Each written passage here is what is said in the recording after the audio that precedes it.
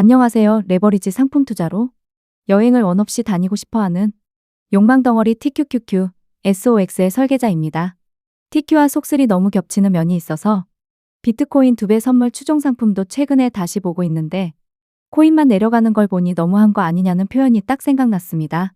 이번 영상에 코인도 언급하려고 했으나 나스닥 관련만 해서 올리겠습니다. 상품명은 TQQQ 상품의 본주 QQQ ETF입니다. 좌측은 하루에 7캔들이 나오는 1시간 차트이며 우측은 일봉입니다. 간혹 정규장 1시간 차트의 움직임이 심심해서 확장시간 2시간 차트와 같이 생성해서 보곤 합니다. 우측 일봉에서는 스토캐스틱 소파동이 이제서야 과매수권에서 K와 D선이 데크가 나오긴 했지만 여전히 매우 높은 상황입니다. 여기서 이제부터 추가 매수에 대한 혹은 눌림 매수에 대한 본인만의 기준을 만드시는 게 중요하겠죠. 물론 제 기준이 무조건 정답이라는 건 아닙니다. 현재 상황에서 1시간 차트는 완전히 풀정 배열을 이제 막 갖춘 상태입니다. 그렇다는 건 캔들이 언젠가는 80에서 122평선을 만나러는 갈 텐데 비록 1시간 차트라고 해서 그게 당장 며칠 만에 올지 말지는 모릅니다. 그러면 이걸 일봉상 스토캐스틱 소파동이 반가까이는 내릴 때까지는 기다리는 게 포인트입니다. 소파동의 약한 데크만으로 매수를 시작하면 기준점을 잡는 범위가 너무 넓어지기 때문에 이걸 1시간 차트로 보면 캔들이 42평선 부근까지 내려오는 게 첫 번째 매수 포인트입니다. 화면의 노란색 선이 42평선입니다. 근데 만약 일봉의 소파동이 반 정도보다 더 아래로 내려오면 보통 1시간 차트에서는 80에서 122평선까지 내려온다고 보시면 됩니다.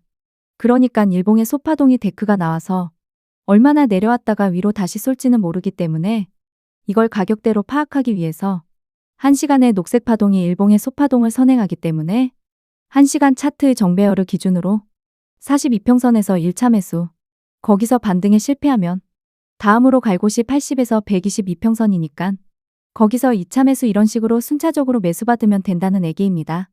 이평선이 정배열일 때는 다이렉트로 엄청나게 떨어지는 경우가 거의 드물기 때문이고 더더욱 미국을 대표하는 나스닥 지수 ETF이기 때문이기도 합니다. 여기서 이제 현재 가진 롱을 풀매도 하는 거야 본인 선택입니다. 그럼 이제 1시간 차트에서 캔들이 42평선 부근이나 이탈하는 것까지 기다렸다 칩니다. 그리고 드디어 왔고 1차 매수를 받았습니다. 그러면 일단 단기 고점이 형성이 되었을 것이고 약반등 후 80에서 122평선까지 가면 2차 매수까지 받았겠죠. 근데 이게 첫 번째 고점을 넘기지 못하고 저점을 이탈해버리면 1시간 차트에서는 역배열로 들어가게 됩니다. 그러면 결국 여기서 손절을 해서 비중 축소할 건지 아니면 이 경우까지 대비해서 비중을 적게 들어갈 건지는 본인이 선택하셔야 합니다. 결국 중요한 건 캔들이 42평까지 떨어지면 일단은 저점 대비 반등을 먹는 것도 중요하지만 결국에 첫 번째 고점을 뛰어넘는 상승을 바라고 매수하는 거기 때문에 1차 매수 자리와 2차 매수 자리에서 너무 무리하지 않아도 됩니다. 물론 손절할 자신이 있거나 저점 대비 반등만 먹고 나올 거라면 비중에 대한 정답은 사실 없습니다. 이 경우는 1시간 차트가 완전히 풀정 배열이라고 하기엔 조금 애매모호한데 아무튼 캔들이 42평선 이탈을 하면 매수를 받아본다.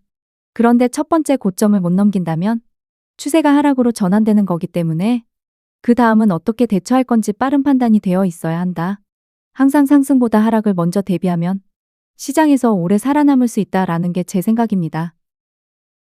만약에 잠을 자고 일어났는데 종각 캔들이 1시간 차트 기준으로 42평선에 약간 못 미치거나 이탈을 하면 일단 매수 받아봅니다.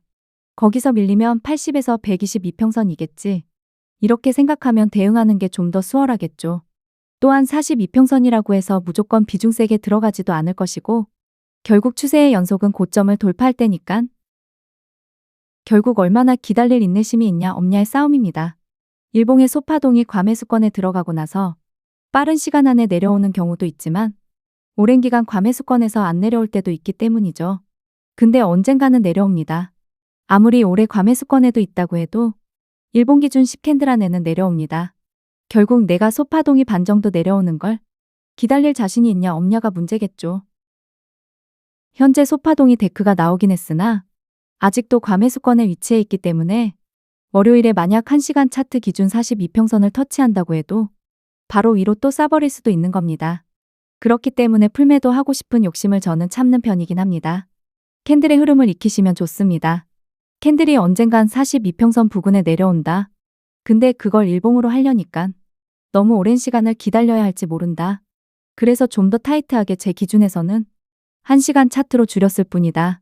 다만 거기서 무조건 반등에 성공하는 게 아니기 때문에 그 다음이 80에서 122평선 가는 걸 기억하고 있으면 된다. 근데 거기서도 반등에 성공하지 못하고 그 아래로도 내려가 버린다면 비중 축소에 대한 고민을 해야 한다. 다만 손절을 못할 것 같다면 비중을 너무 크게만 안 들어가면 된다. 전체 시드 대비 30% 들어가서 30% 수익만 얻는다 하더라도 전체 시드의 한 달 수익률은 10%가 되니까 욕심을 내기보다는 3배 상품이더라도 충분히 안전하게 수익을 낼 수 있는 구조를 찾을 수가 있다라는 게 제 생각입니다. 구독과 좋아요, 알람 설정은 무료입니다.